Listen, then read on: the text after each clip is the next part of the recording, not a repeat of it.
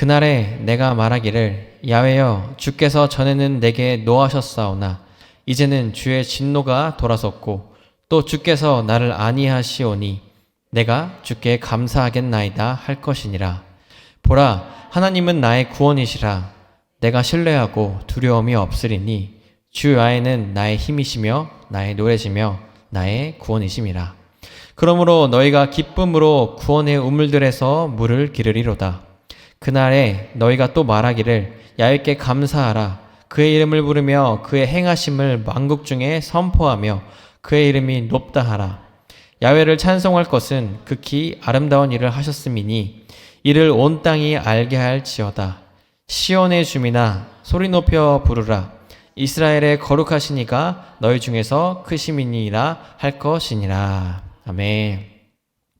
함께 계신 본문 말씀을 가지고 하나님이 이루시니 찬양할 수 있습니다 라는 제목으로 말씀을 전하고자 합니다. 하나님이 이루시니 찬양할 수 있습니다. 오늘 본문 말씀 이사야 12장은 앞으로 하나님이 다시 세울 나라에 대해 찬양하는 내용입니다.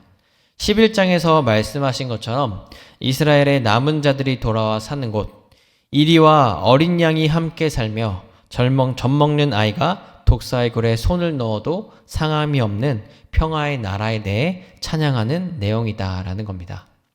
하나님이 평화의 나라를 이루실 거니 찬양하자라고 말하는 거죠. 하지만 제가 이 말씀을 받는 이스라엘 백성이었다면 쉽게 찬양하지 못했을 것 같습니다. 왜냐하면 지금 현실은 너무나도 비참했기 때문입니다. 지난 설교를 통해 들으신 것처럼 지금 북이스라엘의 상황은 아수르에게 멸망당하기 직전이었습니다. 아니, 12장이 선포될 당시엔 이미 멸망당했을지도 모릅니다. 우리나라가 일본에 점령당한 그때처럼 너무나 비참하고 초라한 상황이었습니다. 거기에 그들은 하나님에 대해 실망했습니다. 그 시대엔 전쟁에서 지면 자신들이 믿는 신이 약해서 졌다고 생각했습니다. 이스라엘에 믿는 하나님이 약해서 아수르에게 졌다고 생각했다라는 겁니다. 하나님에 대한 신뢰, 믿음마저 사라진 상황이었다라는 겁니다. 이런 비참한 현실에서 하나님을 찬양하는 건 너무나도 어려운 일이었습니다. 앞이 보이지 않는 동굴이기에 찬양보단 절망이 더 어울리기도 했습니다. 우리도 이런 현실을 마주할 때가 있습니다.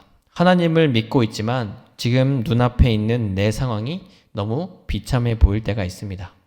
내가 하는 일이 내 마음대로 되지 않아 힘들어할 때가 있고, 가정에서 내 자녀가, 내 남편, 내 아내가 나를 속상하게 할 때도 있습니다.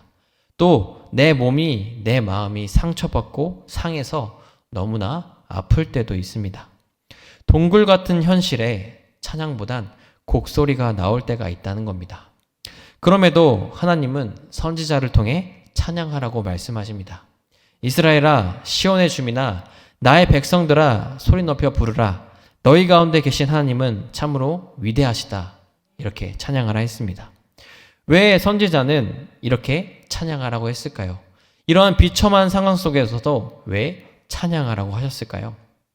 하나님은 진노를 거두시고 우리를 위로하시는 분이라 그렇습니다.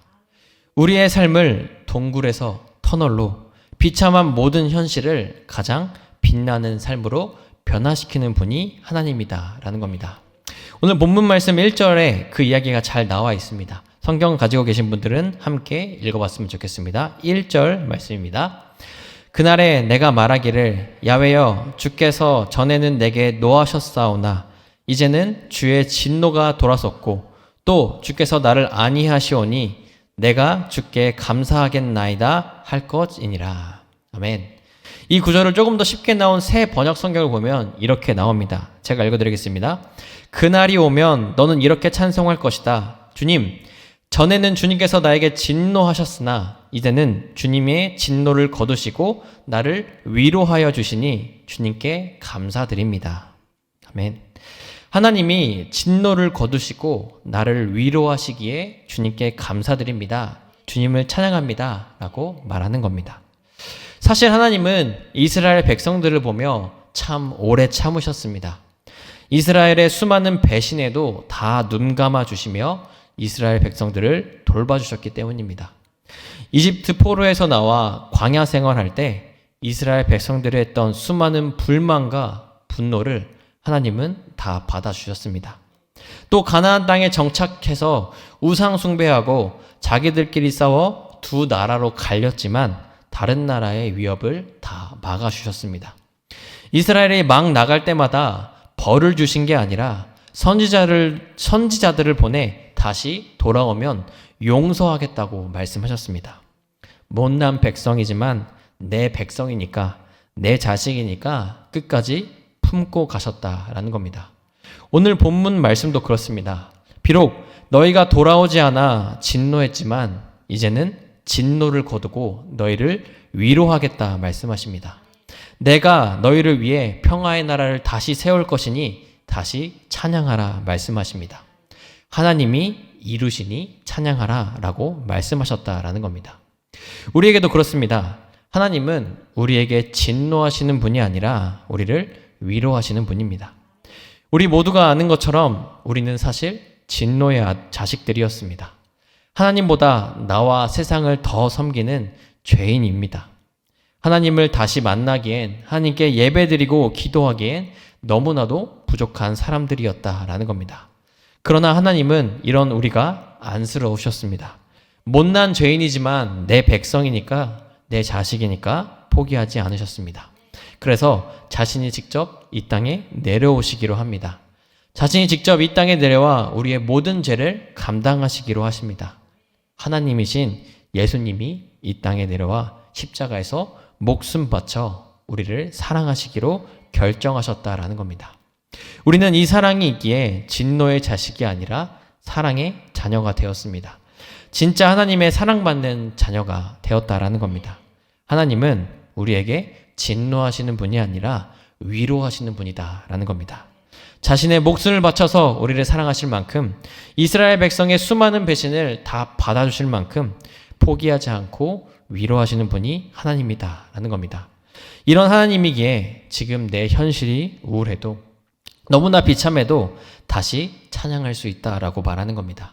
내 직장이, 내 가정이, 나의 삶이 평탄하지 않더라도, 진노받는 것 같은 상황이어도 나의 삶을 끝까지 위로하시는 하나님으로 인해 우리가 다시 찬양할 수 있다라는 겁니다. 실제로 위로의 말씀처럼 하나님, 이스라엘 백성은 나중에 아수르에서 벗어나 이스라엘 백성으로 살아갈 수 있었습니다. 절대 망하지 않을 것 같았던 아수르가 무너지고 말씀처럼 하나님의 백성으로 다시 돌아올 수 있었다라는 겁니다. 하나님은 우리의 삶도 다시 세워주십니다. 비참한 우리의 삶을 하나님과 함께 빛나는 삶으로 변화시켜 주십니다. 보이지 않는 동굴을 새로운 길로 가는 터널로 만들어 주십니다. 하나님이 이루신다라는 겁니다.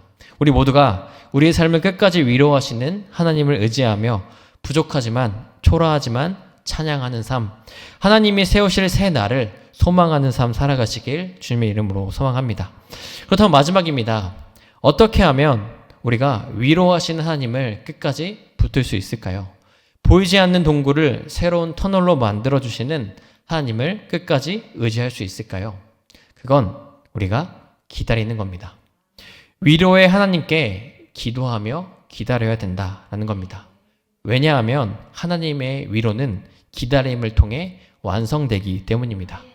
오늘 본문에서 찬양하는 하나님이 세우실 새로운 나라는 지금 바로 이루어진 나라가 아니었습니다. 기다림이 필요한 앞으로 세워질 나라였습니다. 지금 현실은 비참하지만 지금까지 우리를 위로하신 하나님이 앞으로 새로운 나라를 이루실 것을 기대하며 찬양했다라는 겁니다. 기다림 끝에 평화의 나라가 세워지고 하나님의 위로가 완성된다라는 겁니다. 성경에 나온 대부분의 일들이 그렇습니다. 기다림을 통해 완성되었습니다. 예수님의 탄생도 그랬습니다. 기다림을 통해 완성되었습니다. 구약시대부터 하나님은 너희를 구원할 메시아를 보내시겠다 말씀하셨습니다. 아담과 하와의 이야기에서 나오고 아브라함을 통해서도, 그리고 선지자를 통해 늘 말씀하셨습니다. 내가 너희를 구원할 메시아를 보내겠다라고 약속하셨습니다. 그리고 마지막에 마리아의 뱃속에서 나올 때도 그러셨습니다. 마리아가 예수님을 뱃속에 잉태했을 때 얼마나 두려움과 얼마나 많은 불안함이 있었겠습니까? 그 기다림이 쉽지는 않았을 겁니다. 자, 과연 내 뱃속에 있는 게 정말 예수님인지, 하나님이 말씀하신 그 성령으로 잉태한 메시아인지 늘 고민하고 걱정했을 겁니다. 그러나 마리아는 끝까지 기다렸습니다. 예수님을 잉태하고 천사가 말한 것을 끝까지 믿으며 위로하신 하나님을 기대하며 끝까지 기다렸습니다. 그 기다림 끝에 예수님이 탄생할 수 있었습니다. 그 기다림 끝에 우리를 구원한 메시아가 이 땅 가운데 태어날 수 있었다라는 겁니다. 하나님의 일은, 하나님의 위로하심은 기다림 끝에 완성될 수 있다라는 겁니다. 우리에게도 마찬가지입니다. 우리 가운데 있는 하나님의 위로, 우리 가운데 이루어질 그 하나님의 나라는 기다림 끝에 완성됩니다. 우리가 한 번 더 기도하며 기다릴 때, 우리가 지금 상황은 비참해 보여도, 지금 상황은 하나님이 보이지 않은 것 같아도 한 번 더 기도하며 기다릴 때 하나님은 우리를 통해 위로의 나를 이루어 주십니다. 진정한 하나님의 나라, 우리 가운데 있는 그 평화의 나라, 우리 마음속에 있는 그 평화의 나라를 하나님은 기다림을 통해 완성시켜 주신다라는 겁니다. 사랑하는 우리 송파교회 성도 여러분, 우리는 살면서 여러 가지 실패와 고난들을 겪으며 살아갑니다. 지금 이 상황은 참 비참해 보이고, 앞으로 하나님은 위로하신다고 말하지만, 앞으로 하나님은 나를 통해 여러 가지 일을 이루신다고 약속하지만, 지금 현재 내게 보이는 상황은 참 비참해 보이고 초라해 보일 때가 있습니다. 하지만 위로의 하나님께서는 우리를 진노로 놔두시는 것이 아니라 다시 한번 위로하시고 사랑으로 인도하시는 분입니다. 진노가 아니라 진정한 위로와 사랑을 보여주시는 분이다라는 겁니다. 우리가 이 하나님을 믿으며 진노의 하나님이 아니라 위로의 하나님을 믿으며 기다리며 나아갔으면 좋겠습니다. 그 위로의 하나님을 믿으며 우리의 삶을 바꾸실, 동굴이 아니라 새로운 길로 인도하시는, 터널로 인도하시는 하나님을 끝까지 믿으며 기다리며 주님의 나라를 이루고 주님의 뜻을 이루는 모두 되시길 주님의 이름으로 소망합니다. 하나님이 이루시니 기다리며 찬양할 수 있습니다. 함께 기도하시겠습니다. 사랑의 주님, 감사합니다. 우리가 오늘 말씀을 통해서 진노의 하나님이 아니라 위로의 하나님이 나의 하나님을 기억할 수 계심을 감사합니다. 주님, 이스라엘 백성의 삶을 봤을 때 참 안타까운 현실이었습니다. 주님께서는 새로운 나라를 이루실 거라고 말씀하셨고 또 그것을 찬양하라고 말씀하셨지만 여전히 그들의 상황은 참 비참했습니다. 아수르라는 강대국에 의해 비참히 멸망당하고 있는 상황이었습니다. 주님, 우리의 상황 가운데도 참 그런 상황들이 있습니다. 분명히 하나님을 믿고 따르며 나아가지만 지금에 있는 내 상황이 정말 위로가 하나 없는, 주님이 보이지 않는 그런 비참한 상황일 때도 있습니다. 하지만 주님께서는 또 우리에게 말씀하십니다. 그래도 우리 너희와 함께 하겠다고, 그래도 너희를 진노에서 머물지 않고 위로하겠다고 약속하시고 말씀하십니다. 그러니 너는 나를 찬양하라고 말씀하십니다. 주님, 우리 마음 가운데 위로의 하나님을 믿을 수 있는 믿음을 허락하여 주시옵소서. 이스라엘 백성을 끝까지 참으셨던 하나님, 진노의 자식이었던 죄인되었던 우리를 정말 의인으로 삼아주신 그 사랑의 하나님, 그 하나님을 믿으며 나아가오니 주님, 지금 우리의 삶도 다시 한번 주님 앞에 나아가 위로를 얻고 힘을 얻으며 나아갈 수 있게 도와주시옵소서. 그렇게 하기 위해 우리가 기다리기 원합니다. 한 번 더 기도하며 기다리기 원합니다.